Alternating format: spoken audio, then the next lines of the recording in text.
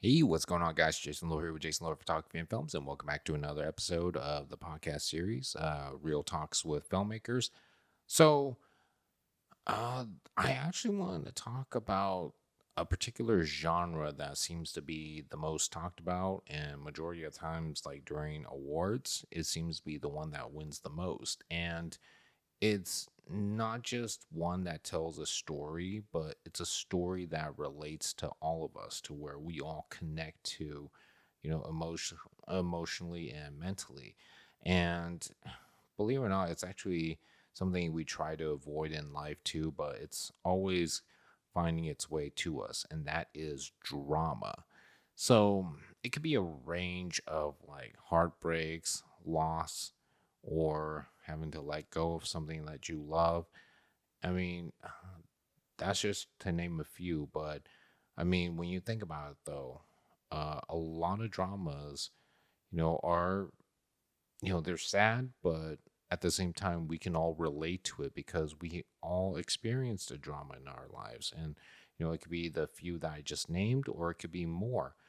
And I hate to say it too because I love action and I love comedy because I love a good laugh and I love a good, joy ride from, you know, being able to see something that I know I'm not going to be able to do every day of my life. But you know what? It's like just the drama is something that I do experience most than the action adventure. And the comedy I do see a lot every day too, but just um doesn't hit me as hard as like drama does. I mean, when I was a kid, I didn't really understand it too much, mainly because I didn't experience it yet.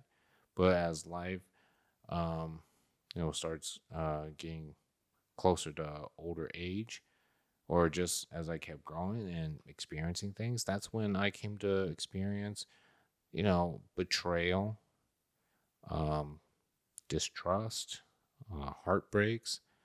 And now when I watch those films, like the drama films, it's like I can totally understand what this character is going through, and I can totally, love, respect, and connect with this character now. I mean, to go through the similar experience that he or she went through. So that's one of the reasons why, like, when I watch dramas, I can connect to it a lot more than I do with comedy, on a personal level. So, I mean, the same thing works with like music too. Like, yeah, the hip hop dancing or the high beats and the really good vibe music. It's like, yeah, I like to dance to that too, make me feel good. But then when I hear that, that love song or that heartbreak song, it's like, drama, if you will. It's like just, even with that, I can connect with. There's some moments where I even cry too because, those types of music, those dramatic music reminds me of those dramatic experiences I had, whether it be heartbreak or losing someone. It's just, you know, that connection, emotional and mental level.